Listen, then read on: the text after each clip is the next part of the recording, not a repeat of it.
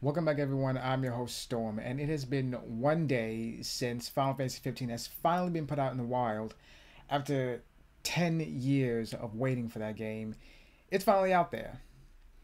And unfortunately, since I decided to pre order my game from Square themselves from their website, I don't have my copy yet. Uh, I could have gone to the store and bought one off the shelf. I could have pre-ordered digitally off my PS4. I didn't because I just had to have the deluxe edition, and I do. I have to have that. So I am waiting. I guess that shows me not to pre-order something this important, but I did. Uh, I don't just but to wait.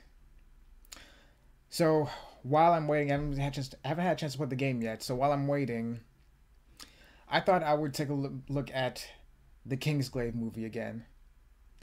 And when I saw it the first time, I thought the movie was pretty good. I mean, well, I thought it was okay. I thought it was an okay movie.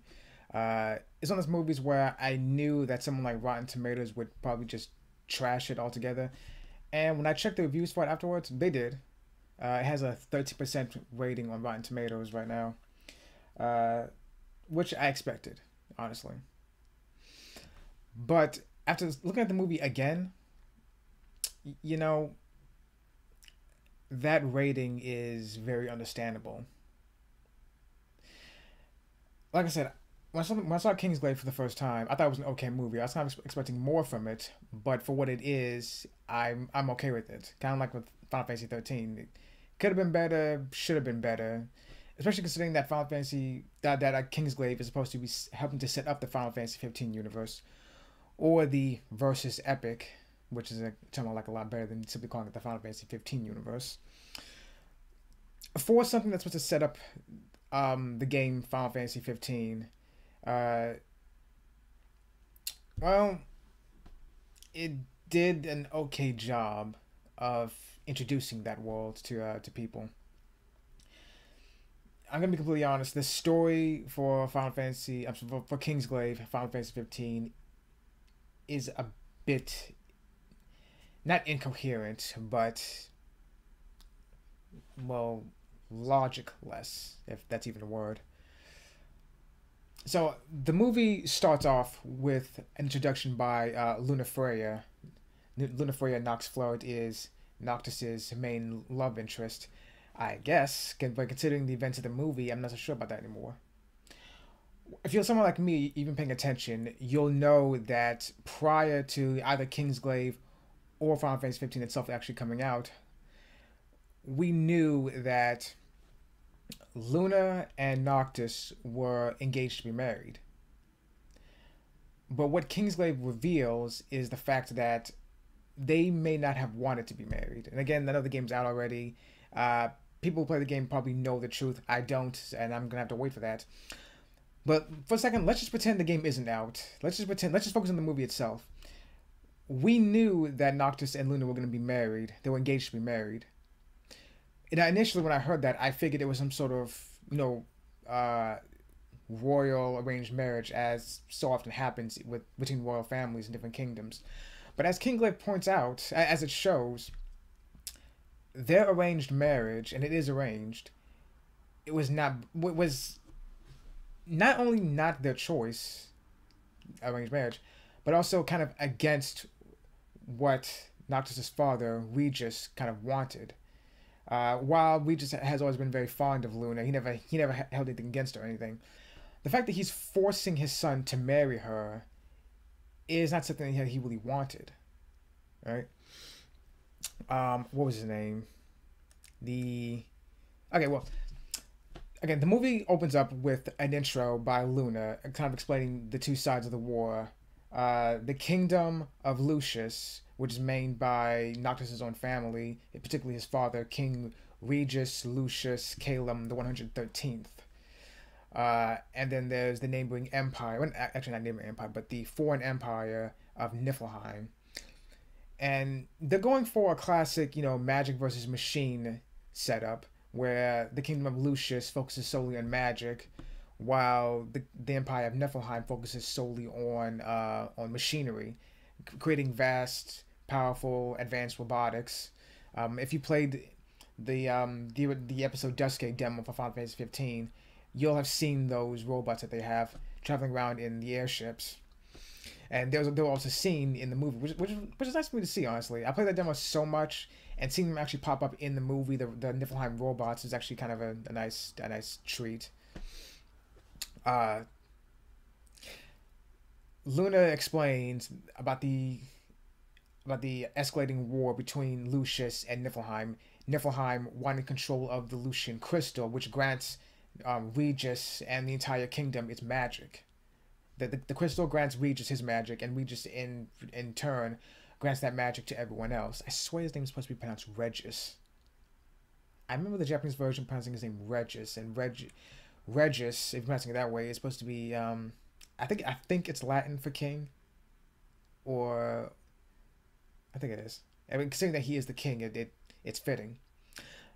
But well, we'll just say Regis for now, I suppose. So the crux of the plot is Niflheim is winning this war. They are flat out winning. No matter how hard Lucius fights, they are slowly winning the war. They're slowly claiming territory here and there, including the territory, the cities of that used to belong to the main characters of the movie. Their homes were taken by Niflheim in the escalating battles, and they were forced to immigrate to the Lucian kingdom. In particular, they immigrated to the capital city, Insomnia. That's where they all live now, the main characters of the movie.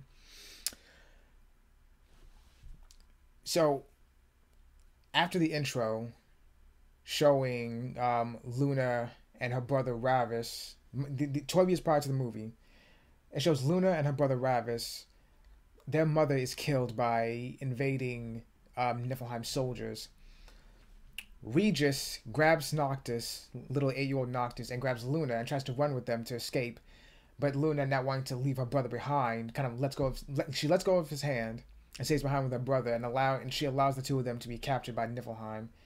And subsequently, well, without the mother, without the queen, I don't know about the king, without the queen, their city, Tenebra, is officially becomes a territory, or it's an occupied city anyway, of Niflheim.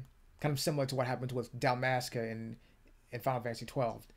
Dalmasca, for the most part, was still autonomous, but it was being occupied by the Arcadian Empire. So basically that's the same idea for Tenebra, Luna and Ravis's home city. The movie fast forwards 12 years from there, and we see a huge fucking battle between the Kingsglaive, which is the kind of private, well, yeah, I suppose small private armada that Regis commands. They're called the Kingsglaive for a reason. They're his own personal small army. They're fighting a big battle against Niflheim on the borders of the Lucian kingdom. And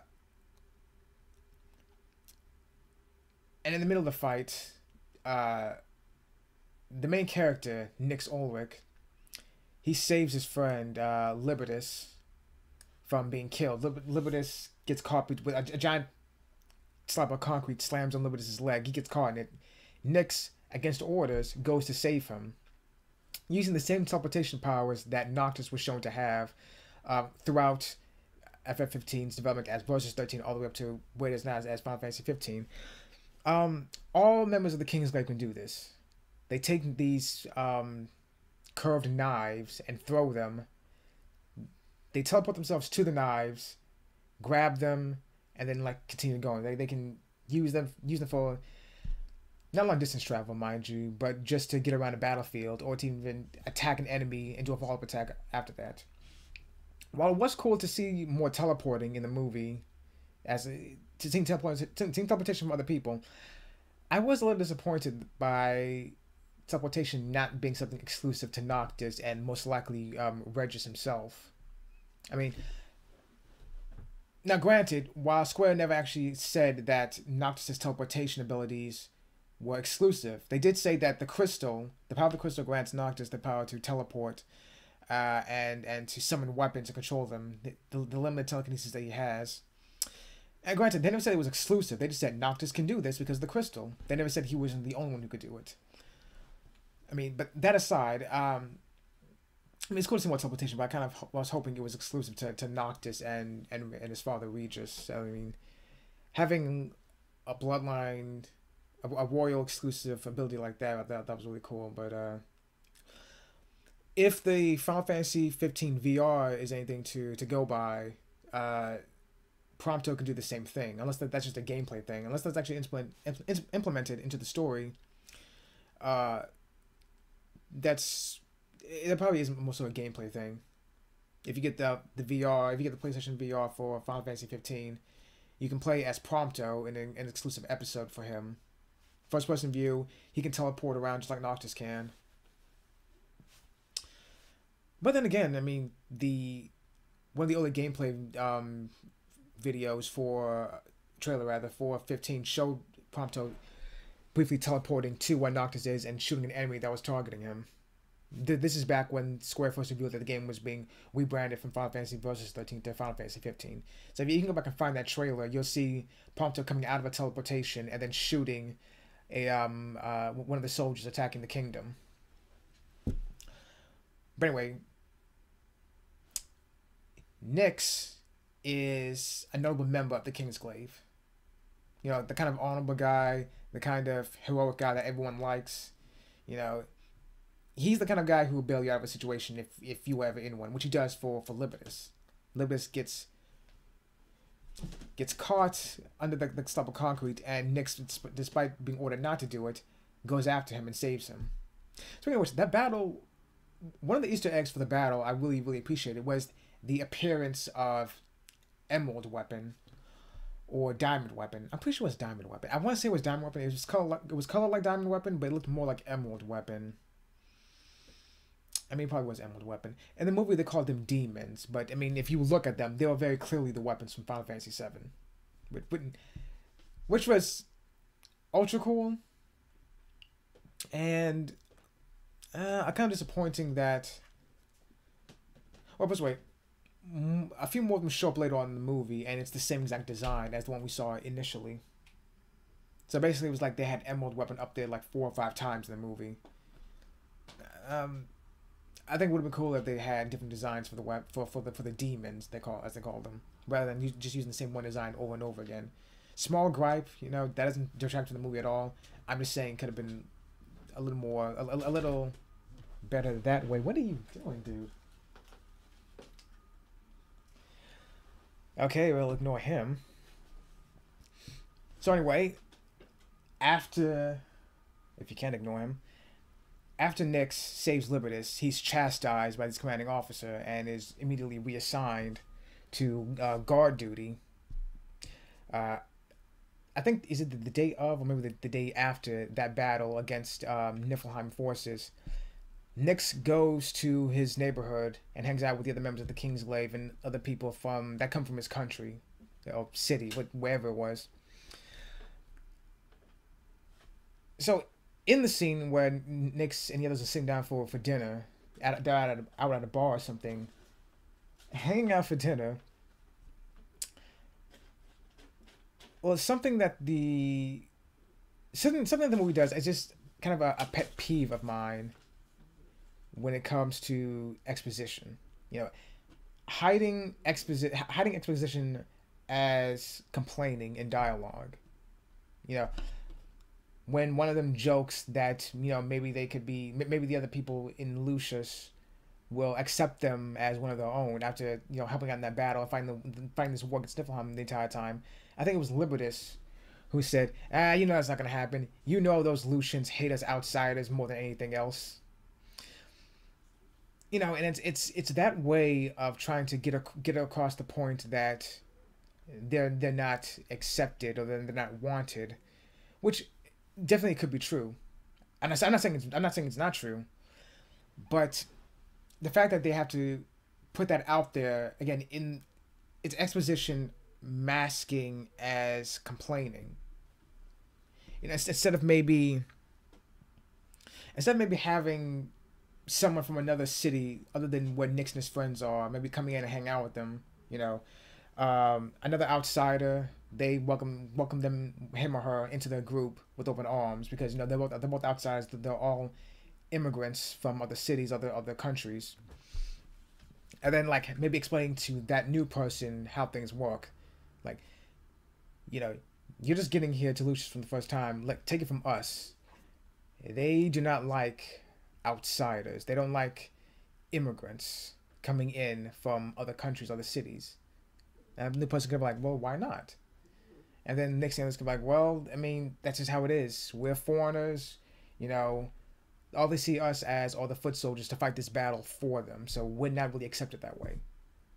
You know, I think that could have been better instead of having someone complain about the situation as a form of exposition, as a form of trying to explain the setting that way. Um, I see that quite often when it comes to like TV or movies or games, and I just think it's very weak writing. I think to me to explain the situation that way rather than like explaining it to a newcomer who maybe that doesn't know what's going on, or maybe even explain to someone within Lucius who doesn't hold that same prejudice that some other people do, and it could be like, well, you guys are awesome. I mean, like, I don't care that you guys aren't from here. I mean, so what are you talking about? Why? How come? What do you mean you guys aren't wanted? And then they each probably explain like a different situation where they found themselves in the presence of someone else from Lucius, kind of saying, "Yeah, we're not wanted because of this, this, and that." Just something I just wholly dislike when it comes to dialogue in a movie in some sort of setting. Um, Speaking of which, though, I think you know what? No, I think I mixed it up actually. Before he was doing his own thing. No, it was before the dinner. Before Nick sat down for dinner. Okay, got rid of the cat. He's making too much noise. Like I said, like I was saying, as a matter of fact, before Nick sat down for dinner with his friends and everything, he had an encounter with one of the other guards patrolling the entrance to the city. Nick's just standing there doing his job, just kind of staring ahead, not saying anything, not doing anything, just making sure that he monitors people who are coming in and out of the city. One of the guards kind of came up to him and like flat out to his face said, like, you know, don't come around here being a hero. You know, we don't take kindly to immigrants like yourself. And kind of, you know, it's one of those things where he, just the way he said it, especially just hitting the word immigrant, the way he said it, I mean, very clearly just hits on every last little bit of prejudice that certain people like him hold, which, you know, it just alienates those that serve the kingdom itself, and why things kind of turned out the way they did in the plot, which is I just, while it's somewhat understandable, I just still think some of the plot was very, very off, honestly. What else? So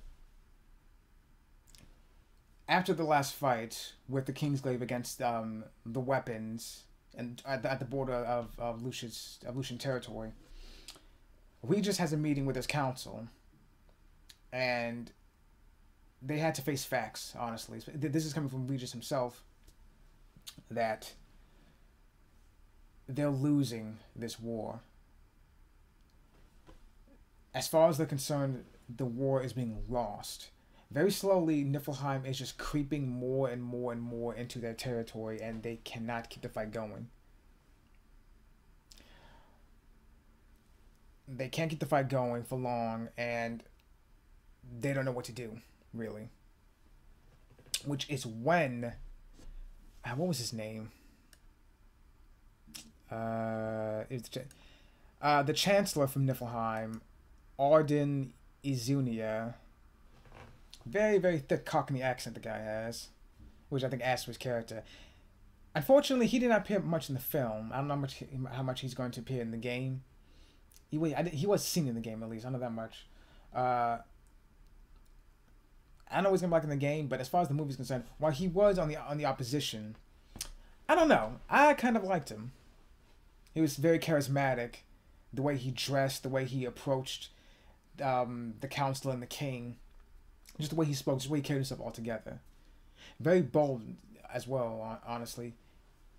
When he entered, he was brought in as an envoy from Niflheim. You know, that's why he was there in the first place. When he entered the king's, not chamber, but, what's the word for it? Throne room. You know, Regis sits in the middle of his throne, flanked by his council on both sides. There's this huge set of stairs from the floor all the way up to where Regis sits. And Arden, Chancellor Izunia, very bold this guy is. As he's speaking very casually, very, again, charismatically, to Regis and the council. Every so often, he kept walking up more and more that set of steps towards the king, as if there was no distinction between the chancellor of one nation and the king to another, the king of another. Just kept going and going, talking very briskly and casually as he goes. This is when he brings forth the peace treaty that Niflheim is proposing. That fight with the weapons and the other monsters, Cerberus was summoned in the battle from Niflheim to fight against the Kingsglaive. That fight ended in a strategic retreat, but as Izunia says, it actually wasn't a strategic retreat. We did have an ulterior motive for leaving that battle, but as it turns out, it was a strategic retreat after all, despite what Izunia says. The point is, Niflheim is willing to cease all fire with Insomnia and just end this senseless battle, this senseless war that's going on for who knows how long, if and only if two conditions are met. One, Lucius has to surrender 90% of its territory to Niflheim. So basically, everything except the capital city itself, Insomnia, where the majority of the movie itself takes place. Condition 2, Noctis and Lunafreya from the city of Tenebrae have to be married. Now, like I mentioned before, if you pay attention, or at the very least if you just picked up scant bits of information here and there, we already knew that Noctis and Luna were engaged to be married. And again, like I said before, I assumed it was supposed to be some sort of royal arranged marriage, like as so often happens with royal families. But it's just kind of very odd, though. Like, why do they have to be married is the question. Noctis and Lunafreya are indeed good friends. They've known each other for years. Luna's about 4 years older than Noctis is. While I suppose a union between the two would not exactly be frowned upon, maybe, I guess. Really, I have no idea exactly like how they felt about each other. They were good friends, yes, but I never got the inclination that either of them were really romantically interested in each other. Yeah, but the question is, why, though? Why was that so important that the two of them be married? And again, I don't have the game, so I haven't played it yet, so I don't know exactly what's going on. It's just weird, though. Like, I understand surrendering territory, except for the capital city, but why do those two? Why is that such an important stipulation? Why do they need to be married? I had no idea. The movie takes place parallel to the beginnings of Final Fantasy XV itself, From what I know, the game begins with Noctis and the others leaving the city, and I suppose during this time is when Regis informs him of the arranged marriage. Um, in a couple of trailers, as a matter of fact, in the post-credit scene for the movie involving Noctis and the others, they mention the marriage. No, Noctis doesn't seem to be too phased by it. Maybe he's not opposed to it. Maybe he wants it. I don't know. It's just very, very odd that had to be such an important um, agreement for the peace treaty. So, as you could imagine, as you might have already inferred, after consulting with his council and realizing that not only is he, but all of them are just too old to continue this war any longer, that using the power of the crystal to keep the new wall, this entire barrier that surrounds Insomnia, going, is just not going to go. It's just not going to last any longer. Not much longer, anyway.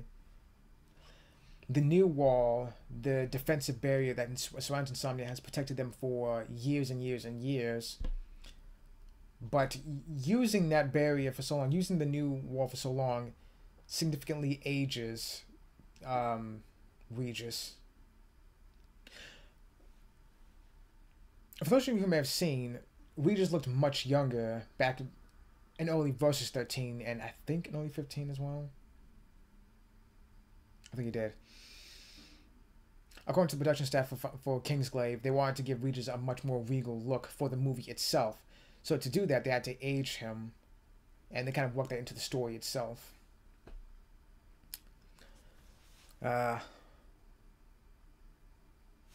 As one council member points out, that even if the new wall fails, there was still the strength of the old wall that they could use. And while the old wall can be used, forbidden though it may be, though it can be used, as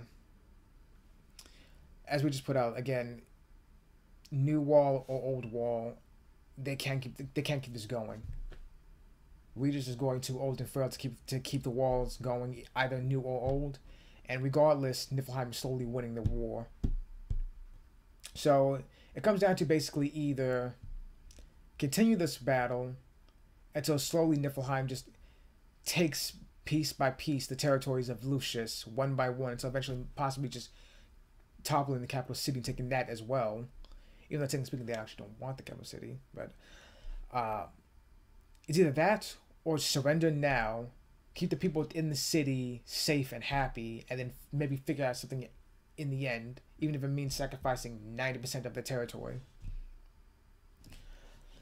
So Regis decides to go with the peace treaty, end the suffering and the fighting, and hope for a better future. Now, as I said before, the Kingsglaive are more or less, most of them are made up of people from neighboring cities, from outside cities and countries. Well, they actually say it was countries, but I don't know, cities, countries, outside of Insomnia itself. Many of them lost their homes to Niflheim because of not only the war itself, but possibly events leading up to the war with Niflheim. When the announcement was made on TV, no less, that King Regis has decided to accept the peace treaty in exchange for sacrificing the rest of Lucian territory to Niflheim, the Kingsglaive, like all of them, every last one of them was just infuriated by it. And understandably so, honestly. Like, I totally get it. They all fought for so long, so hard for so long. They lost friends and so many comrades. They lost their homes to Niflheim. And after all that fighting, the king decides to just give up, more or less. I mean, peace treaty though it may be, it was him giving up.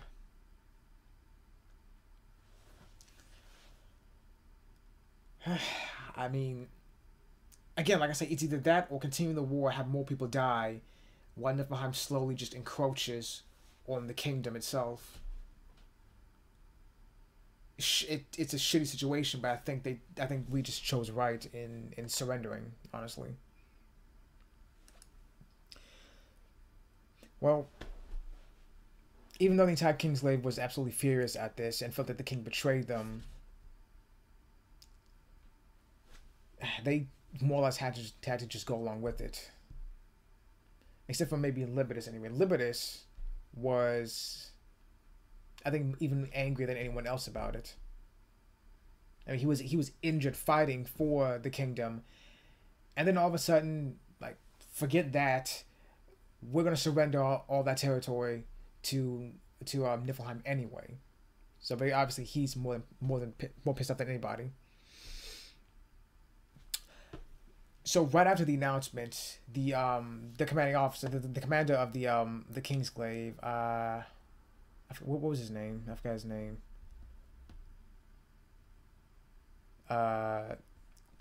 Drados, I think his name is pronounced Drados. I can't remember everyone's names. He reassigns most everyone in the Kingsglaive to other operations for the time being, and gives Crow, I think her name is, I'm sorry, double check. Yeah, Crow. The as far as I can tell, the lone female member of the Kingsglaive, or at the very least, the lone female member of Nyx's group, anyway. Just him, Libertas, and Crow, anyway. She gets reassigned to, not espionage, but not infiltration, but I guess it's infiltration. Pardon me. She gets reassigned to go to Tenebra to escort, to go and escort Luna, go and get her, sneak her out of the city of Tenebra, and to Lucius. That was the plan. Now, here's what sucks about it, though, is the fact that before the mission can even start, honestly, right after Crow was dropped off to go, like, on the outskirts of the city itself, to go and infiltrate the city, go and find Luna, and bring her to Lucius, to Insomnia itself, rather, she's killed off. Like, almost immediately. Like, she's smuggled into the city, or the outskirts of the city anyway, of Tenebra. She's on the motorcycle, about to put the helmet on to take off. She notices a van approach her, and for whatever reason, honestly, the stupidest fucking reason ever, she kind of just stopped. The guy, whoever was driving the van, I know who it was, signals her, like flashes the headlights to signal her for a second for her to stop and talk. And for some reason she does. Like, you're on a secret mission, but you stop for that. She shouldn't have stopped. She should have put the helmet on and then gone instead of waiting for some unknown person to talk to her, which unfortunately leads to her death, which did not make any sense, honestly. Why it was not necessary for her to die. You know, it was not necessary to set her up as a very close friend of Nyx and Libertas, and then, like, 2 or 3 scenes later, kill her while she's on a secret escort mission. When Libertas and Nyx find out about her death, they are just destroyed on the inside, and this further fuels Libertas's anger towards Lucius, towards the entire Lucian kingdom.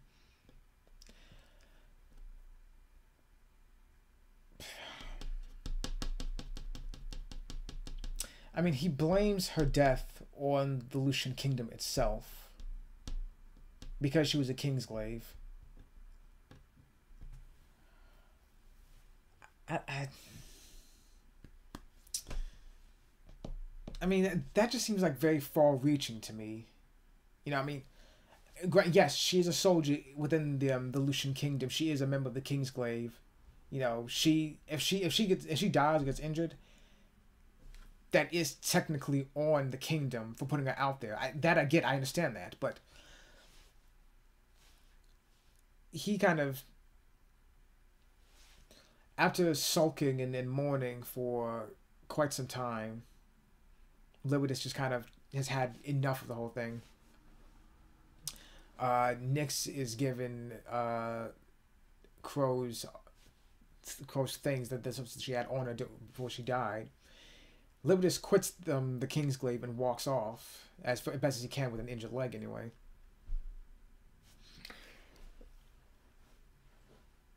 Now, the reason I have a problem with this, though, is the fact that after Libidus leaves the Kingsglaive, he joins an underground resistance force that's plotting against the kingdom.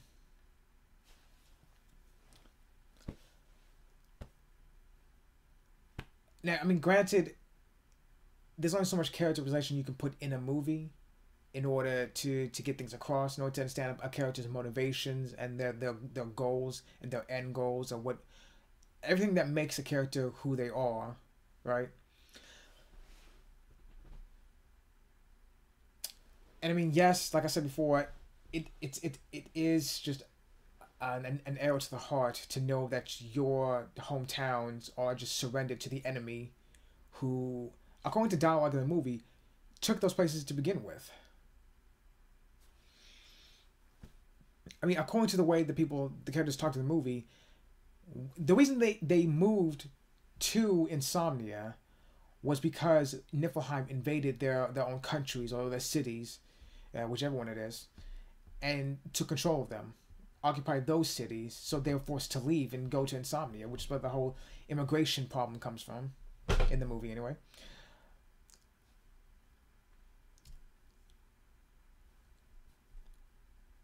So they're mad at Niflheim for taking their homes.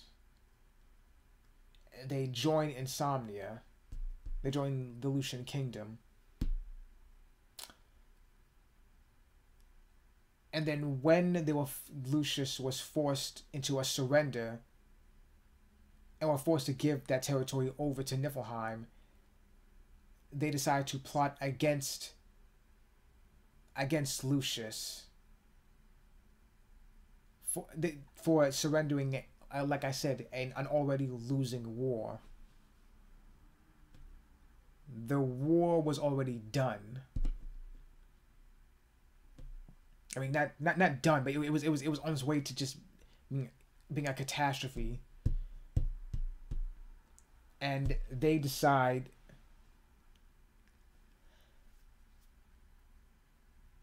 and again, like I understand Libidus's anger about the whole thing, and like I said, there's so much characterization you can put into a movie, but it just seems it seems just too far gone to me.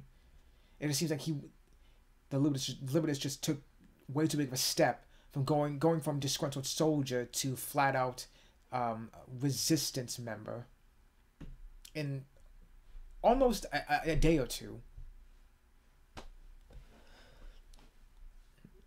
Mm.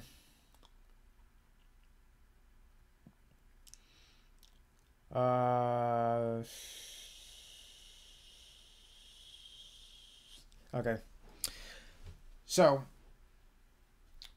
prior to the peace treaty being signed, Luna is taken from Tenebrae. She's forced to stay there by her brother, who himself is enraged at Insomnia. Lucius, for allowing Niflheim to not only kill his mother, like I mentioned before, but to also abandon him and Luna. Specifically, he's mad at Regis rather than Well, no, here's the kingdom as a whole, I suppose. His personal hate is with Regis for seemingly well, he did, I guess. I guess I can't really deny that. He kind of did. He grabbed Noctis and grabbed Luna, but Luna decided to stay. Is her right, you know? And she can't leave her brother, who had been shot in the arm, honestly, doing that entire raid. Couldn't just leave her. I was like, him. Ravis keeps Luna occupied in not occupied, secluded in their home city until they can go to Insomnia via escort. Like I said, Crow was going to take Luna herself, infiltrate the city, find Luna, smuggle her out of the city to Insomnia itself. But without her, I mean, granted, Luna didn't even know about the mission to begin with herself anyway. but without her, she was forced to stay in Tenebra under her brother's orders and his watch until an escort would take her and him to Insomnia, which eventually happens. Luna is brought to Insomnia. The Emperor of Niflheim is there as well. Idola Aldercarp. They changed the spelling of his name. Aeolus Aldercarp. Aeolus Aldercap. His name was originally Idola Aldercarp when they first announced it. So the Emperor Aeolus Aldercap appears in Insomnia as well in preparations for the peace signing ceremony that's supposed to happen the following day. Luna has a brief exchange with Nyx. How did she know about Nyx? I don't remember exactly. She approached Nyx and then explained like how she knew it. I forgot what she said, honestly. Kind of funny though. I love the interactions between Nyx and Luna. When she approached him and tried to talk to Nyx kind of responded, sorry miss, I'm on guard duty right now. Can't talk. To which Luna replied, well, if you're on guard duty, then there's no safer place for me to be than right here. And it's just the way she said that and the way Nyx kind of responded to that, like he had this kind of smirk on his face, like, okay, that was pretty smooth. I like that. Honestly, in that instance, I want to ship the two of them immediately. In that one instance, Nyx gave Luna the hairpiece that Crow had for her. It was a gift. It was a gift for her that she was meant to give to Luna before she unfortunately was killed. And then all her items were brought back to Nyx. That he went through them, found the hairpin rather, meant for Luna, and decided to give it to her himself. Pardon me. They have a few more brief exchanges of words, Nyx and Luna, before the conversation ends. Cool thing about the scene is that, damn it. The scene I'm talking about, the small party they were having before the peace signing ceremony the next day. Nyx and Luna talking to each other, Aldercapt and Regis talking to each other. That scene was, fortunately or unfortunately, completely lifted from Final Fantasy Versus 13. Or even Final Fantasy 15, actually. Back when it was still 15, even only when it was 15, that scene was still in the game, but they took it out of the game and moved it to Kingsglaive. Another scene that took out 15 and moved to Kingsglaive, I'll explain in a minute. There were two scenes that took out of the game, moved to the movie. It is indeed the same scene. It's the same party, rather, where Noctis and Stella, Luna's precursor, met each other and talked for the first time. If you remember those trailers, if you remember watching the actual cutscene when they had no voices, unfortunately, Noctis walks up the stairs into the circular room with the aquarium in the background, meets Stella for the first time, and they get to talking and explain to each other they have the similar powers. Like, as the initial trailer for Final Fantasy 15 had put it, eyes that can see the light of expiring souls. Whatever that means. Although somehow else, I've had the feeling that maybe they dropped that kind of that part of the mythos from the game, but I'll see, I guess, when the game finally gets to me.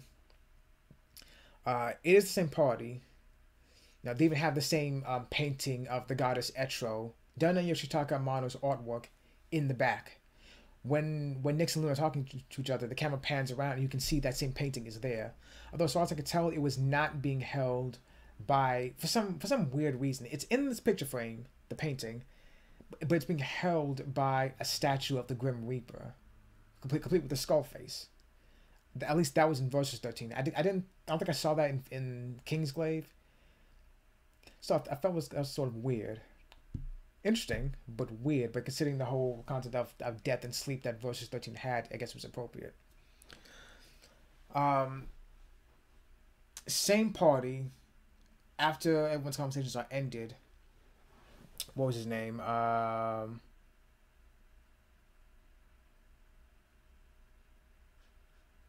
was his name? Glauca.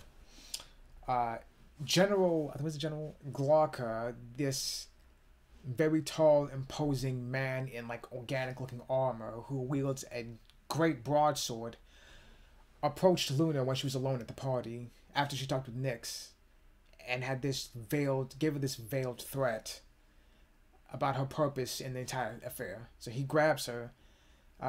Screen cuts to black. And next day, it's the day of the ceremony to sign the peace treaty. Everyone shows up. Everyone's getting ready to finally have some peace and tranquility throughout the kingdom, or what's left of it anyway. The kingdom is now just insomnia, basically. Trying to remember.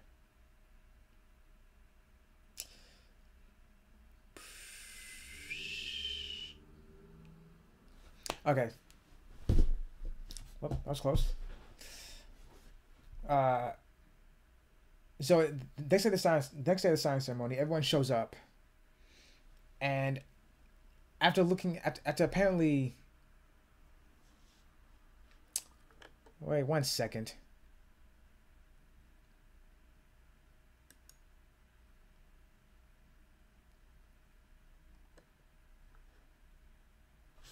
I'm trying to remember it. Okay, so next day of the signing ceremony, somehow Nyx discovers that the entire thing is a ploy by Niflheim in order to infiltrate the kingdom for some ulterior motive, whatever that motive may be. I don't think they knew initially, but Nyx barges right into. So this fucking stupid shit though. Nyx walks towards the entranceway to the palace, or mansion, whatever it is, whatever they live in, where Regis is, his home anyway, or whatever it is. Walks past all the guards, which I think is just they're just incredibly unbelievable. I mean, he's a glaive, yes, but there were like 3 guards who were trying to stop him. Nyx just blows past all of them. No one stops him. No one attempts to do anything to impede his entrances. He does it again while actually inside the palace. More guards saying, "Hey, you can't come this way." He just ghosts them and ghosts through the doors to the king's throne room, and warns him that Niflheim is staging some sort of invasion, some sort of attack on Insomnia. And once Regis is certain that Nyx is certain about what's going on, he has the Kingsglaive readied to go to the outskirts of Insomnia, to where Nyx is sure that their airships are stationed for a planned invasion, which turns out he's right. Regis also has his guards stand by in case there's a big battle that's going to happen, which there does, obviously. Of course there is. Nyx and all the other Kingsglaives go to the outskirts into a big canyon, and lo and behold, like 4 Niflheim airships are sitting there docked, waiting for the signal to go. The glaive all goes in. They infiltrate the ships because they suspect that Luna was kidnapped by Niflheim. She was. Go save her. Get back to Insomnia, and try to stop what Niflheim is attempting. I think one of the more poignant moments of the film, though, was the exchange between Emperor Aldercap and Regis himself. When Aldercap comes into the room, where the signing ceremony is going to take place. That is. Right. Yeah, ignore that. When Aldercap comes in, he and we just have a small exchange, a small conversation. Something has been stolen from me, and I'm attempting to get it back. And initially, Aldercap is just making small talk. He's just friendly conversation between him and the king. But as the conversation continues, it becomes very clear to Aldecap that he realized. It becomes very clear to Aldecap that Regis knows that the thing that was stolen was Lady Lunafreya herself. And during the conversation, you can very clearly see the moment when Aldecap realizes that he knows that Luna was kidnapped and that he's attempting to go and get her. It was just a small moment, but I think that exchange of dialogue is probably the best entire movie, other than what Luna said to Nyx when they first met each other, when they first talked to each other formally rather, at the party. Going back and forth, it's just one of the conversations where they're going back and forth. They're still saying, yes, a thief stole something, but we're going to get it back. Oh, really? Okay. Oh, that's good. That's good. You get that thing. Can't steal from the king, can you? You can't allow that to happen. Oh, yes. It is very important that I get this back. It's very important. It's not we're taking too easily, though. We should be able to get it back quite soon. Really, dear king, and why is that exactly? Oh, well, you see, this object that was stolen has a will of its own. And that's something that can be taken so easily. And it is something that my personal guard will get back. Oh, yes. Well, that's good. That's good.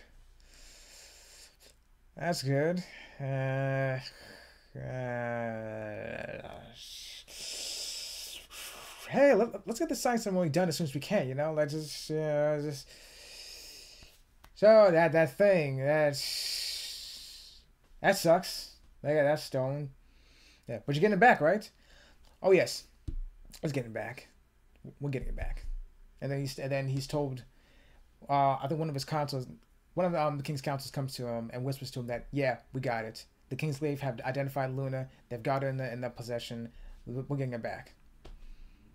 And then once we just tells that to Aldecap that, oh hey, we got that thing back. We got it now.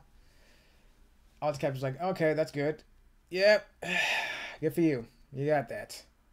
Because like I said, at this point, Aldecap knows that he knows that Aldecap knows that Regis knows. While they're still talking about stealing an object and the punishments that entail therein for stealing in the laws of stealing within Insomnia, and then the laws of stealing within Niflheim. They're sort of talking about that, but they both very well know, like, I know, and I know that you know, and I know that you know that I know. But let's keep playing semantics right now. Let's just keep playing semantics until one of us does something, until one of us shows our hands, until something pops off between us, and something does. Because at the last second, before the peace treaty can be even signed, which it was never going to be signed to begin with, honestly, at least not until we just knew that not only was Luna kidnapped, but also that Niflheim was planning an invasion of Insomnia. So as soon as that was known, that peace treaty went out the window. In case you're wondering, it never was signed.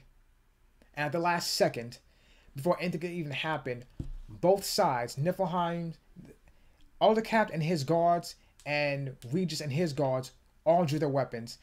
That very scene that we saw in Versus 13 and 15, it was brought back in 15, but unfortunately that whole scene was lifted from the game and put into Kingsglaive. The scene where we see Regis and his magically floating summoned swords pointed at Aldecap and his one lone pistol, which I thought was... Dude, you have one gun versus a fucking armada of swords. What's that gonna do? I suppose enough if he's confident in the one gun. That was later changed to being the entire guard of both sides of the Emperor and the King, all brandishing weapons, pointing to each other, and then a big fight ensues. Which by the end of this fight, Aldecap and what was his name, the Chancellor for Niflheim. Izunia, Arden and Izunia, both of them escape with the kingdom's crystal in tow. That was what they wanted, which does carry over from Final Fantasy Versus 13. Um, the Versus 13 was supposed to open with Insomnia being invaded by Niflheim and all the soldiers gunning for the kingdom's crystal. I mean, I don't know how 15 has changed it, but according to Versus 13, Insomnia was the last kingdom in the entire world to still possess a crystal and still use magic. Niflheim wanted that crystal in its power. So the game, well, it would, Versus 13, was going to open up with the invasion taking place and Noctis and the others going on the run because of it. All that was lifted from Versus 13, put into Kingsglaive. So now we're seeing it play out in front of us. We're seeing both sides fighting against each other, a brief clash, and then Niflheim makes off with the crystal. And in the middle of the ensuing battle, I forgot his goddamn name again. Glauca, the giant imposing soldier wearing the very organic looking armor, wielding a huge broadsword, drops into the fray and is able to knock back the entire council of the king. What was interesting about the council, though, they all wielded different weapons. One of the members of the council had a bow and arrow, another had a trident, another had, I believe, a club or two, I think, or a staff. It might have been a staff that he was wielding. One member, I forgot what his name is. He said by name. I forgot what his name is. He wielded a broadsword while Regis himself was wielding all of his swords. The 5 of them were going to fight against Glauca. Damn, I keep forgetting his name. Glauca, being as powerful as he is and as imposing as he is, easily brushes aside the first 3 of them and then fights the king and the last remaining council member. Meanwhile, as this is all going on, Nyx and the other Kingsglaives are fighting their way through the airships that Niflheim has stationed and trying to fight their way to where Luna is. They get Luna. They're in the process of getting her off the ship, and then treachery takes place. The resistance fighters I mentioned, they all either they infiltrated the Kingsglaive or they were members of the Kingsglaive themselves who decided to turn against Insomnia. They betrayed those members who were still loyal to Regis and killed many of them off. There was a mini civil war taking place on one of the ships, where the traitors and the loyalists were fighting each other. In the middle of the entire ensuing mess, the airship they were on was destroyed by a fire spell from one of the only members of the Kingsglaive loyal to the king. Shot off a fire spell, blowing up the engines, making the entire thing fall apart. As cool as it was to see this particular cameo, if you can even call it a cameo, it was a bit odd to see, of all beings, Ultros from Final Fantasy VI show up. Ultros is a fan favorite. I like the guy too. I'm not a huge Ultros fan personally. I like him. I don't love him. Kind of odd to see him show up. His appearance was completely random. I mean, it really, really was. As the airship was falling apart and Nyx is trying to get Luna to safety, you see tentacles kind of coming out of nowhere and knocking Nyx out of the way. Pardon me. Knocking Nyx out of the way and grabbing hold of Luna and fighting against... That whole sequence was just random as fuck, honestly. It was cool to see more fan service for the Final Fantasy series as a whole, since that was Kingsglaive's purpose anyway, to introduce non-initiated Final Fantasy fans into the Final Fantasy universe, or at the very least, into the Final Fantasy 15 universe, or the Versus Epic, again, like as I prefer to call it that, honestly. As cool as it was to see him, his appearance was completely random. Like, it was never explained why he was there. Like, it was never explained that Niflheim had captured Ultros somewhere else and was going to use him for experimentation or as a weapon to unleash on Insomnia. He was just there. Like, if they were by a river or something, like what happened in Final Fantasy VI and first met Ultros, that would have been better. But just to have him appear out of nowhere in the movie, as the ship is falling apart, as the Nyx and Luna are trying to get to safety. I mean, as appreciated as the gesture was to see Ultros, his appearance was just completely random. I don't know. It's just, it was cool, but random again. He slipped off fairly quickly, in case you were wondering. Nyx is able to get a hold of another ship and get him and Luna to safety. They get to safety, and Nyx and Luna get to where Regis, Glauca, and the other council member are. That fight just continues on as Niflheim continues its invasion of Insomnia. I should mention this before. The whole reason Insomnia was able to get, that Niflheim was able to get into Insomnia to begin with is because those resistance members I mentioned, they used Libertas. The information that Libertas gave them, they fed to Niflheim. Niflheim used that information to infiltrate, actually not only infiltrate Insomnia, but to just fucking break things down and get in. They knew where the crystal was, thanks to Libertas. They knew where the crystal was. They knew how to disrupt it. They bombarded the crystal, which disrupted the new wall, the giant barrier holding the city together, protecting it from outside forces. The barrier falls. Ultra Cap gets the crystal. They take off. And just, again, the widespread invasion of the city continues while Regis and the others are fighting. The entire time during the fight, actually, even though they have the crystal, Glauca still continues his assault against Regis. And even when questioning, you have the crystal, what more do you want? Glauca, with his infinite skill, mind you, cuts the Lucii ring off of Regis's finger. We see the swipe. We don't actually see his hand being cut off. I think his hand was cut off, but we don't see his finger cut off. But we do see the ring fall with a good amount of blood hitting the floor. Ravis, Luna's brother, grabs the ring and tries to use it for its power. Of course, it fails. He's killed. Regis grabs the ring again, and unfortunately, the other council member, his one of his close friends, as a matter of fact, a brother in arms he was to the king, he's killed by Glauca, and despite the brief skirmish between Nyx and Glauca himself, Nyx, Luna, and Regis are able to escape when Glauca, even though Glauca tries to go into pursuit, he's locked out by the elevator.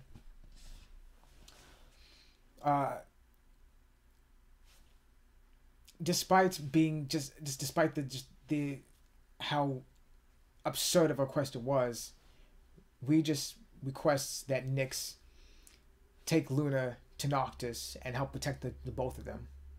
You know, Nyx calls him out on that, like, as he put it, sacrificing Lucian's sons to save his own after, you know, the peace treaty, attempting to go through the peace treaty and then running away from the entire thing. As absurd as request as it was, as we just said, it was not a command from a king to a subject, but more so a plead from one man to another. Please take Luna, someone that I care about a lot, and go find my son, and please protect them from what's going on here. Because if something happens to me, we need Noctis to take over. We need Noctis to be the new king if something happens. Still being, despite the discrimination that he'd felt, despite the alienation that he felt, anything that happened to him in the Kingsglaives, Nyx honored that request. He took Luna and was attempting to run away with her. And all three of them were going to go. All three of them were going to make it out safe and sound. And again, this is another part of the movie that doesn't make any sense to me. Is the fact that even though they had plenty of time to escape, all three of them, they had plenty of time to escape to the garage where the cars were, but they could have driven out of the city. for some oh my god, this is super fucking. For some reason, Regis decides to put up a barrier between himself and Luna and Nyx to keep them from trying to help him and to keep Glauca, who finally catches up with them all, from getting to them. Puts up the barrier, forces them to leave, or attempts to anyway. They still stay because Luna does because she wants to help and everything. She doesn't want to see the king just sacrifice himself for nothing, which he does, by the way. A few more blasts of what I assume was Thundaga, and Glauca unfortunately strikes down the king.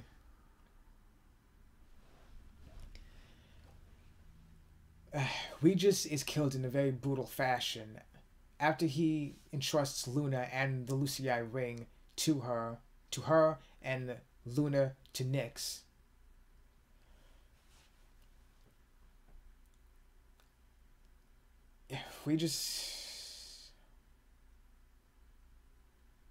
He didn't have to die. Yeah, he didn't have to go. They had plenty of. Oh my god, they had plenty of. Dude, they talked for 30 seconds tops, maybe 30 seconds tops. Plenty of time to get to the other elevator that leads down to the garage or the door to the garage, whatever it was.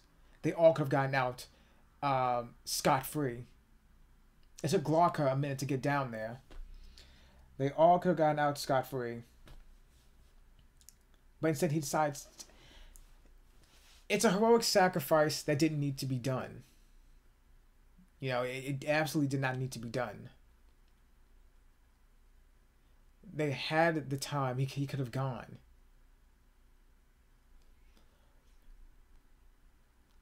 You know, for some reason, seeing the movie, not the movie, seeing the trailers for Versus 13, seeing the old stuff for 15, you know, for some reason, I just didn't think he would die. For some reason, I did not expect for Regis to die. For some reason, I thought he would actually make it through. I'm really disappointed that he, for two reasons. One, because again he didn't have to die. They all could have escaped. And two, because despite my initial thoughts, now Noctis has, I suppose, ceremoniously joined the orphan club of the Final Fantasy series. Like seriously, every fucking character in Final Fantasy is an orphan. Like seriously, go back through all the games. Like every last character is an orphan. At least the main ones are anyway. The central protagonists are. And it would be actually interesting to see Noctis not have to do that, not be able to have his father throughout his life, seeing exactly the father and son dynamic between the two of them throughout the game, or at least for parts of the game anyway. I know we're going to see that in the beginning of the game, at least between the two of them. I don't think he should die. I don't think he needed to die, honestly. You know, like maybe having Noctis come back later on in the game to Insomnia and meeting his father again, and we could just, it would have been cool to actually see the two of them fighting alongside each other. That would have been cool to see. That would have been something cool to see. End of the game it's the end game. Everything's coming together. About to go into the final dungeon or whatever. We have like at least one huge fight. Father and son fighting alongside each other against repelling the invading forces, and gearing up to go into the final dungeon of the game. That would have been cool to see. But now we don't get to have that. We just, I don't know how things are going to turn out in 15, but it would have been cool to see that happen.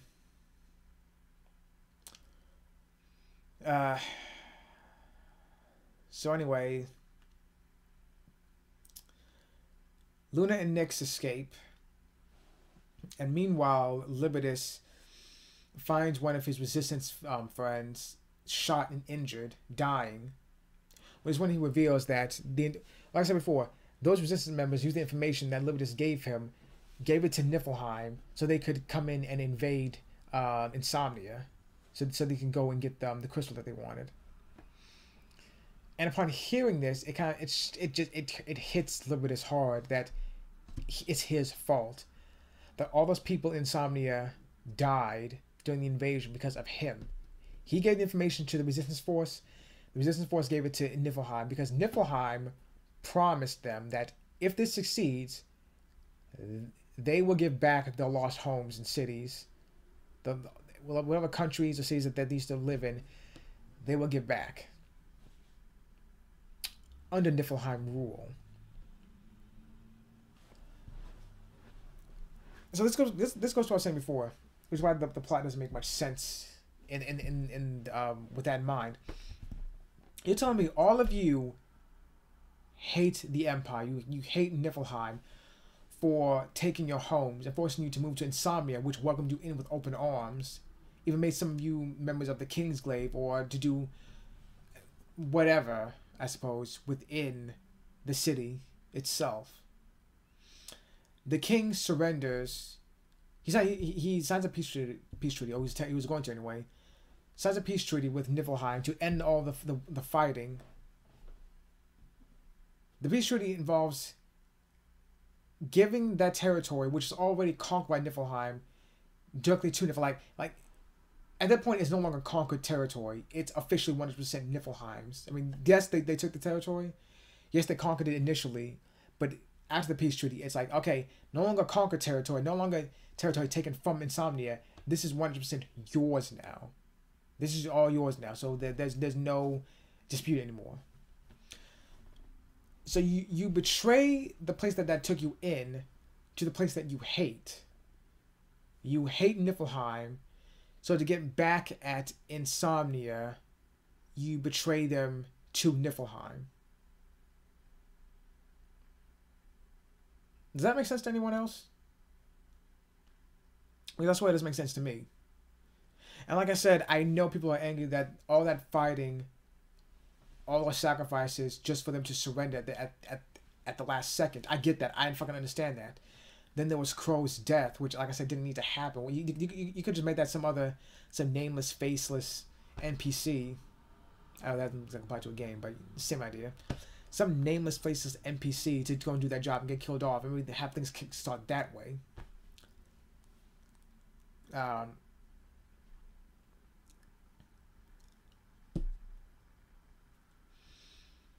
No, it does not make any sense. It doesn't make any sense at all. I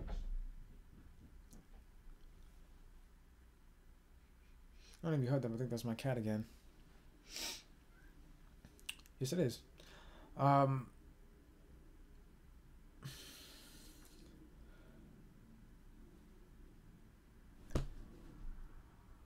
Again, so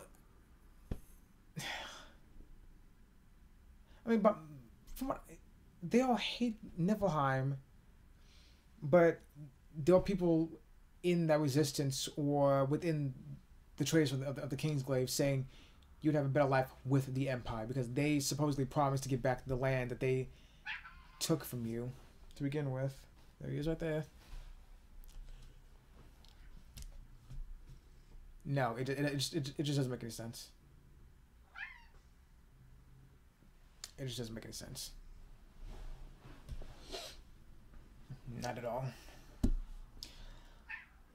So anyway,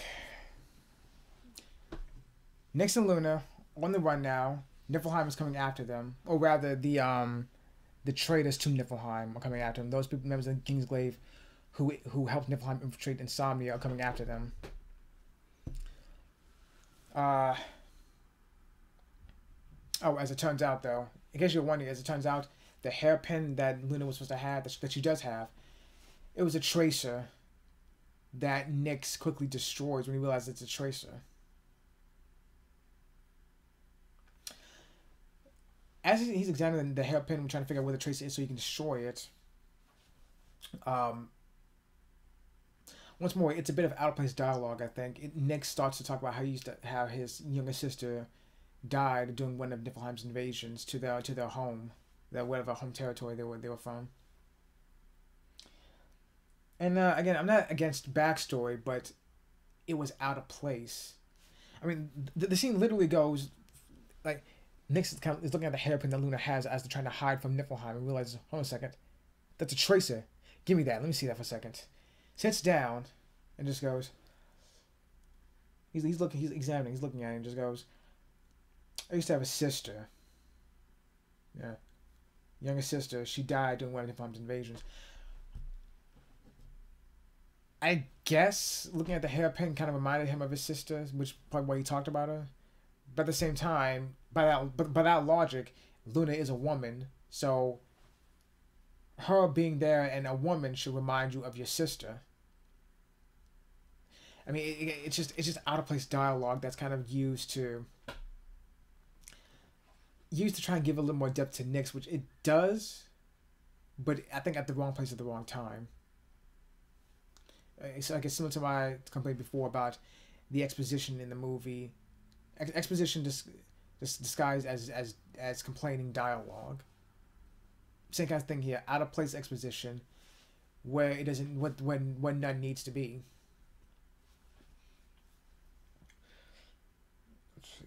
After the tracer is destroyed, Nyx decides to. Let me see. I have the.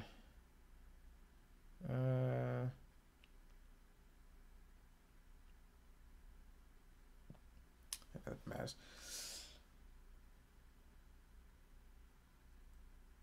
In order to try to draw out the people chasing them, Nyx puts himself out there in the open. He gives Luna the ring, tries to draw out the guys targeting them, and Lazarus, another member of the Kingsglaive, he's the one who killed Nyx. I'm sorry, who killed Crow. He killed Crow.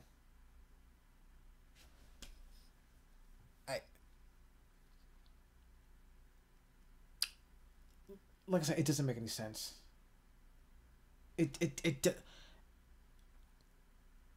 What?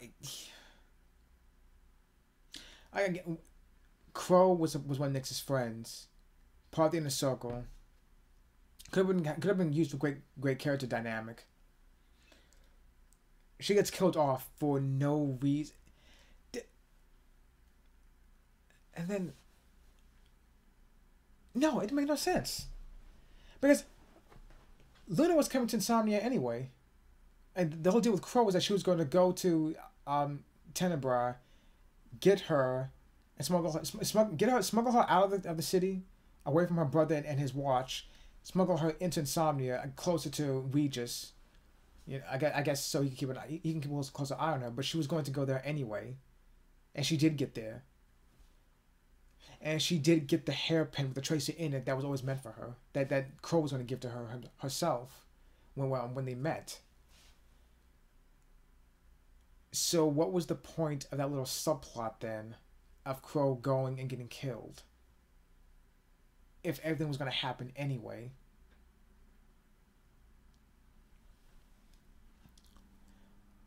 That's so fucking stupid. And then Lazarus, another member of the Kingsglaive, reveals that he not only is he a traitor, not only is he one of the people who's favoring Niflheim, but he's also the one who killed Crow. Again, for no reason. Her death had no meaning and no purpose at all. After incapacitating Nyx, he goes after Luna, who still has the Lucii ring, which holds the power of the Lucii kings, the kings of the past kings of Lucius. After a small chase, Luna tricks Lazarus into putting the ring on, knowing it's going to kill him because he's not worthy of its power. Lazarus dies. Luna takes back the ring, goes back to where Nyx is.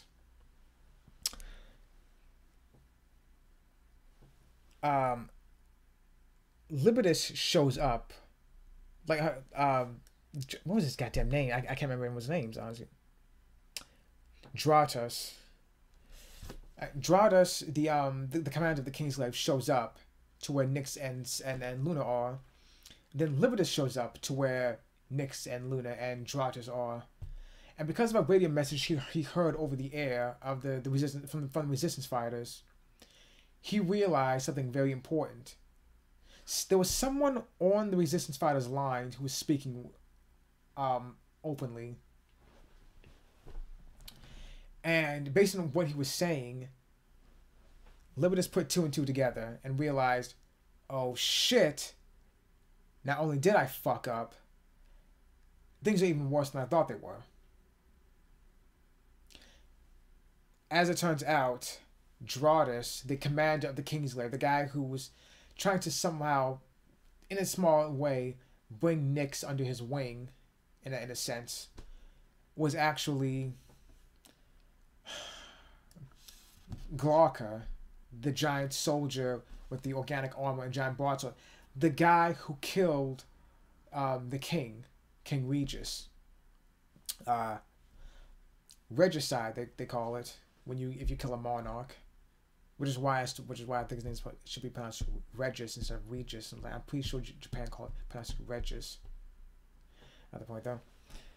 Libidus slams his car into Draudus' body, and Draudus responds by donning his armor magically somehow. It's magic. It's a movie. It doesn't matter.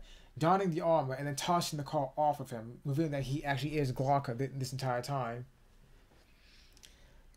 And so from then on, it's just Nixon entrusts Luna to Libidus to get her out of the city, which he does, thankfully. Big car chase, but they are able to get out of the city. Nyx and Glauca start to fight, and Glauca reveals that he, like all the other Resistance members, were furious at Regis surrendering to Niflheim, which does not make any fucking sense. I keep saying it. You hate Niflheim for taking your homes. The king was fighting a losing war. That war continued any longer. It was going to be lost anyway. Not only was Niflheim going to take that territory by force, but also very possibly they're going to go and conquer Insomnia, and then everybody fucking loses in that situation. So it's either keep fighting a very obviously losing war and possibly lose everything, or give up 90% of your territory for the capital city and hope for a better future. He surrenders to people you hate, so you betray the guy who took you in and gave you homes to the people that you hate. And all of a sudden, out of nowhere, we're talking about, everyone's talking about how the Empire will give you a better life because they promised to give you back your homes, which maybe, but still, it's under Niflheim rule. Do you still want that? Do you want to be under Niflheim rule? Or would you rather have those cities and countries just be left alone like they were before everything happened, before that entire war happened? The logic is so fucking flawed that I just don't understand it. It really is just so fucking flawed. Before Glauca can kill Luna and Libidus, this is before they left. I jump around too much. Before they left, Nyx grabs the Lucii ring from Luna and puts it on. He's brought before the spirits of the past Lucian kings.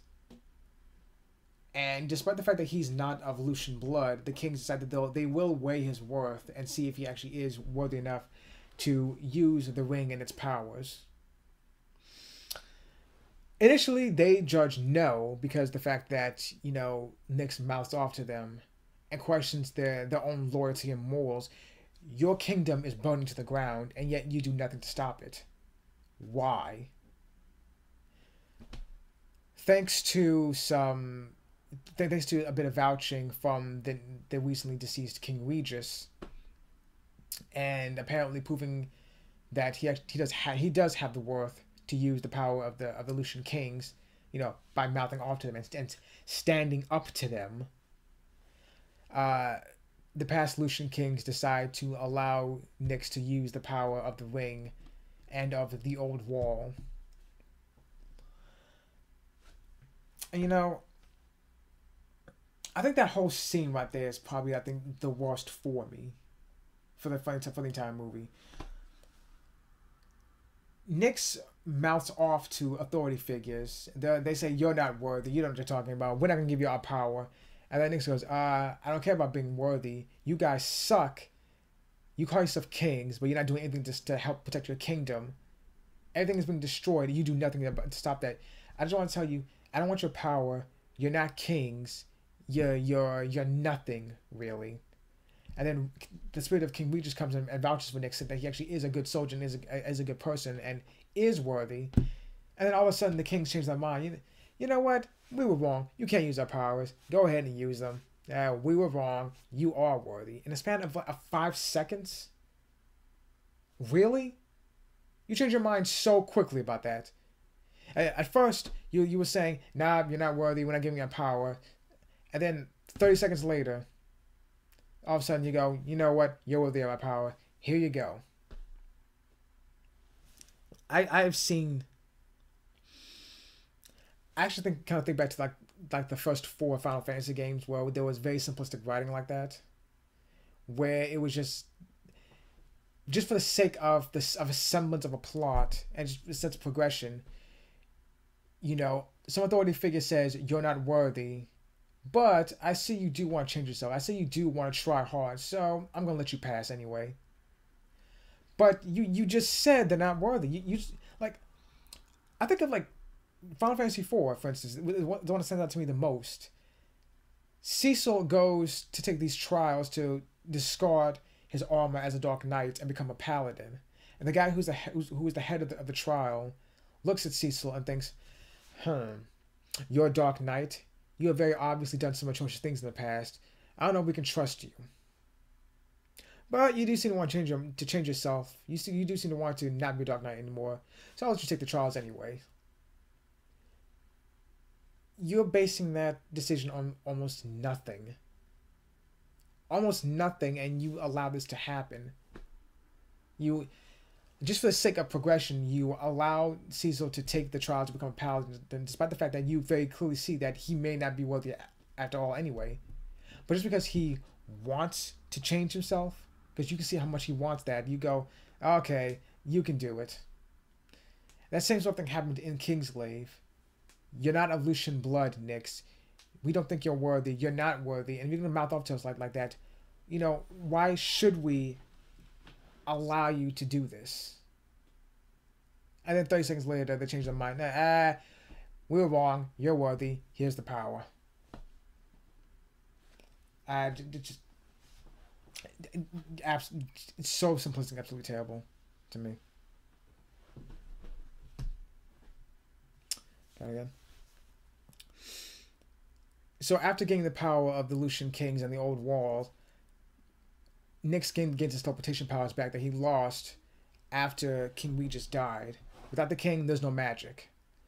So he's got that back now. Fighting Glauca, teleporting back and forth.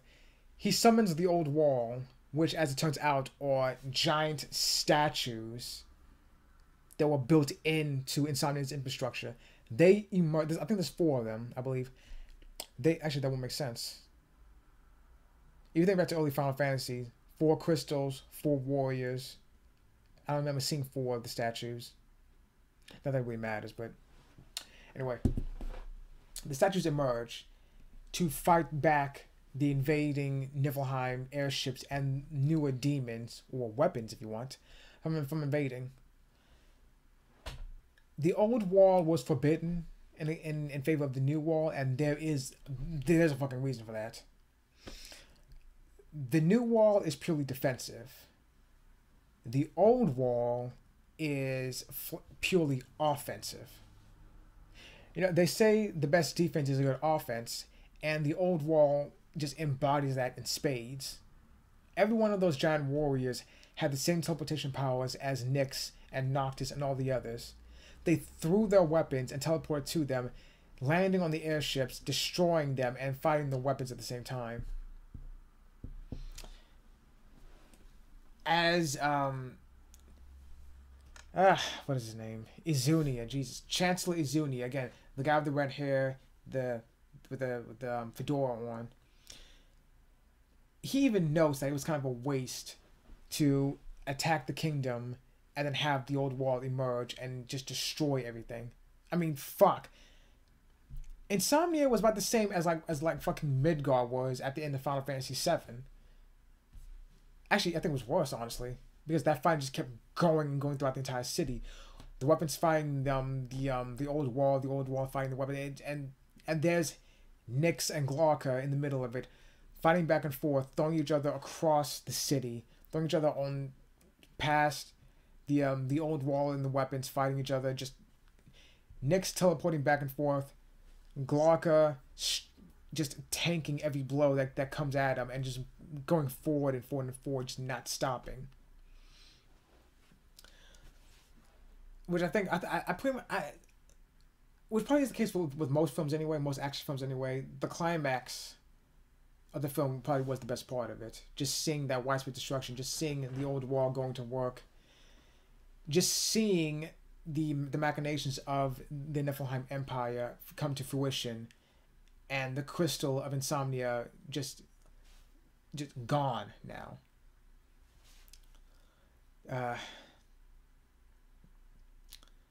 Nyx and Glauca continue the fight. It keeps going until finally the two of them are just too exhausted to continue any longer. The old wall did its job. Daybreak is here. And with just one final stab at him rather, Nyx kills Glauca. And despite Glauca's doubts of the surrender, despite Glauca's doubts of insomnia, of being an outsider, of being this immigrant who was never wanted, according to what they said anyway. I mean, yes, it's one of those show don't tell moments. We're told that immigrants aren't much wanted. The one guard that Nyx talked to that kind of very much disliked him altogether for his antics during the last battle, where he got reassigned to guard duty. That was the one instance, but at the same time, that same guard came to Nyx's aid when he was trying to flee with Luna after the king was killed. That same guy who didn't like immigrants, he was sitting there fighting alongside Nyx, trying to save him and help him.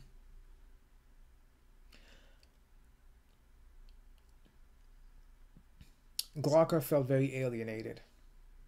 He felt alone and at odds with insomnia. And even though Nyx did as well, insomnia became his new home. It is his home. And he fought for it. He fought to protect it. Despite being against the peace treaty, despite being against some of the king's more questionable decisions, insomnia itself was his home. And Nyx was proud to fight for it to the end. And unfortunately, it was the end for him. The penalty of using the power of the Lucian kings and the old wall was Nyx's own life, unfortunately. I like the guy. He was, I think, every definition of the word hero. Like he stands, to me, he stands up there with Zack from Final Fantasy VII and Crisis Core for being a hero. Despite what others may have thought of him, despite what had happened to him, what was happening around him, he stood his ground and fought to protect the people around him. And, you know, that guy is a fucking hero in every sense of the word, I think.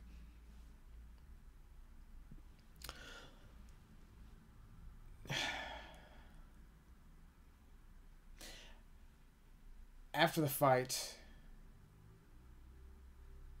Libertas took Luna to the outskirts of Insomnia, and unfortunately, Luna decided to, well, fortunately, unfortunately, I'll say with the game itself, Luna decided to leave Libertas' companionship to go to the city Altissia by herself to meet up with Noctis. With everything that's happened, Niflheim is definitely going to be searching for her, and she didn't want to bring Libertas into that conflict.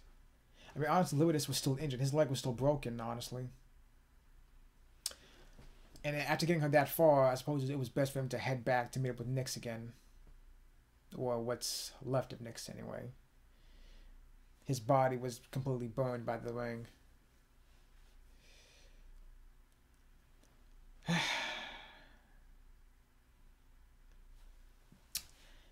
Nyx was great. Libertas, him and the other traders of the kingdom, I think, far too easily swayed. And again, like I said, I understood why they were angry, but I also understand that there's far too much characterization. There's only so much characterization you can put into a movie in such a short amount of time. So for me, them turning away from insomnia so easily just came as like far too much to accept all at once. So that part of the movie I really couldn't buy, especially the logic behind doing it.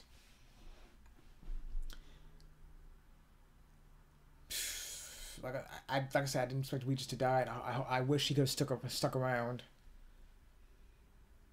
We'll see what Noctis. It's going to be devastating to Noctis once he actually learns what happens.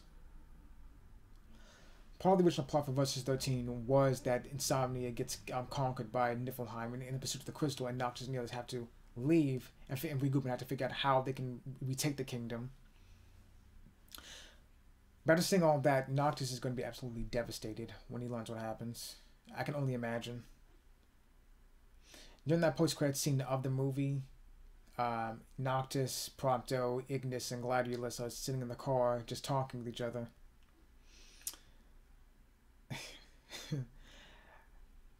I really enjoyed their interactions with each other. Like the entire time they're talking, Prompto kept looking behind at Noctis, and Ignis had to keep reminding him to look at the road as he's driving. Fuck. After all that happened, after everything that's happened, that little moment of happiness between the four of them, that's all about to be shattered in an instant. Once they learn that Insomnia, not even Insomnia, it's the Lucian Kingdom as a whole is now gone. More or less, it's gone. And that Regis is dead.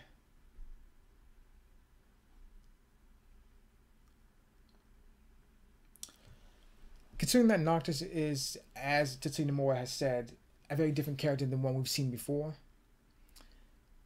I imagine Noctis either becoming completely enraged by what's happened, or I can imagine him sulking and maybe just crying his eyes out for the loss of not only the kingdom and his city, but also his own father.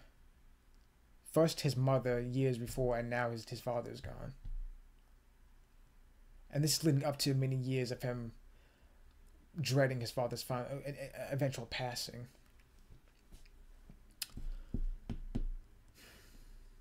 We'll see how that happens. We'll see how that works out. I will anyway.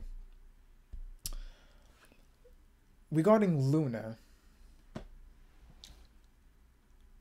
honestly, I like her even less now.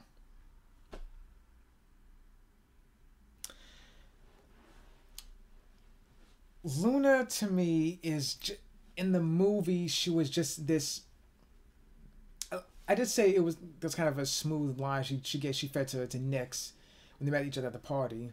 Sorry, miss, I'm on guard duty right now. I can't talk. Well, if you're on guard duty, then there's no other place I'll be more protected than here. And then the way Nyx smirked at that, like, I thought that was a cool interaction between the two of them. But Luna herself, she's just so bland and generic, honestly. I mean, even Nyx called her out on the brave princess act she was putting on, which, granted, was not an act. I give her that. It was not an act. She was this brave princess who does not fear death, as she said. But at the same time, she was just so bland and generic in the movie. She didn't. Not only did she not do anything in the movie at all, period, in the movie, except for get the Lucian ring, and then leave along with all the other refugees from the city, going to the city of Altissia to meet up with Noctis there eventually. Her character kind of it was boiled down to damsel in distress, and she added absolutely nothing to the plot of the movie anyway, other than her arranged marriage to Noctis, which will eventually happen, I suppose. Maybe. I don't know. I know a small spoiler of the game that I have no idea if it's actually going to pan out or not. So, let me stop talking right now. I have no idea if that's going to go through. Yeah, I much preferred Stella. Stella Nox Floret, or Flore, apparently it's pronounced. She was supposed to be Noctis' own personal antagonist. They were supposed to be good friends, forced on opposite sides of the conflict between Niflheim and Insomnia, or Lucius rather. Okay, Insomnia is the kingdom, Lucius is the kingdom. Despite hosting similar powers, despite connecting through those similar abilities, despite liking each other very much, becoming good friends, and possibly even more than that, who knows? She got cut from the game, despite supposedly being a very strong female character, in exchange for Stella, for Luna Freya, who did nothing. I mean, Hajime Tabata has stated that Luna is actually a very strong-willed person, despite what we have seen in initial trailers and the movie, anyway. She's supposed to be a very strong person, but from what little we've seen of the trailers and from what she did in the movie, I'm not seeing it. I'll have to play the game to find out myself, but I'm not seeing how she's so strong compared to Stella, who was supposed to be, again, Noctis' own personal antagonist. They were actually supposed to fight each other in the game in Versus 13, back when it was the Versus 13. Actually, even back when it was Final Fantasy 15, still, very early on, it was still Stella in the game, but that was changed almost immediately after Square revealed that was that Versus 13 had become Final Fantasy 15.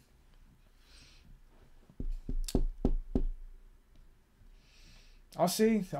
I mean, I preferred Stella. I was looking forward to Stella and seeing the interaction between her and Noctis, whether their relationship would turn. Even though they're forced against each other, whether now they could overcome that and still be friends, whether they could overcome that and be love interests, which I was going for. I was fucking shipping that as hard as hell. Or if they could not overcome that and became bitter enemies towards each other. Regardless of what happened, it still would have been cool either way. And Tetsuya Nomura even described Stella as being very different from other female characters that have been seen in the Final Fantasy series up to that point. Noctis is supposed to be different from other main characters in the series. Stella was supposed to be different from different female characters in the series. I mean, it would be interesting to see how that would play out either way. Whether or not they became friends or lovers or flat out enemies. Seeing that dynamic between the two of them would have been great to see. Would have been great to experience. But that's gone now. I know. I'm open-minded for it, but Luna does not endear me at all. I kind of thought she was boring. I thought she wasn't that good. I'll see for myself. Like I said, I pre-ordered the game, but it's not here yet. So one thing I can do for Final Fantasy 15 is do a few videos for that until the game comes. You know, even if I did get the game today, or yesterday rather, when the game came out, I can still continue to think about the game either, because unfortunately, I'm not one of the lucky people out there to get an advanced copy of the game, so I can put out an early review of it for for anyone who's interested. Even about the game day one or something, I still have to play through it all the way to the end to give a valid assessment on it.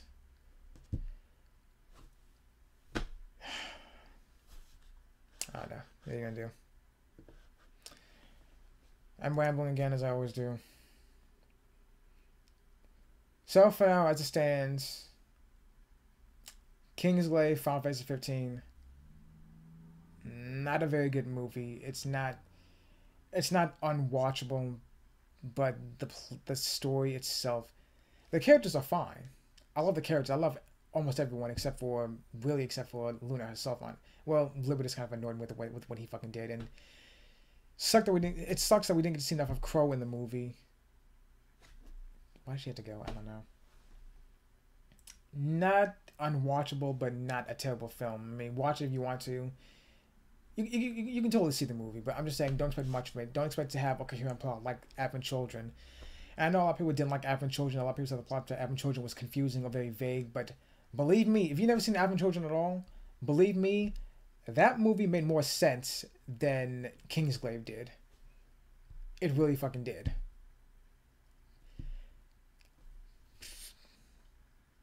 I don't know. I'll have to get the movie myself. The game myself. Final Fantasy 15. See what comes of that, and maybe that'll reshape my thoughts of the film. I kind of doubt it, but I'll see. I'll see what happens. Until then, I'll keep you guys posted. What happens. Until I get the game and finish it off. I'll talk to you guys later.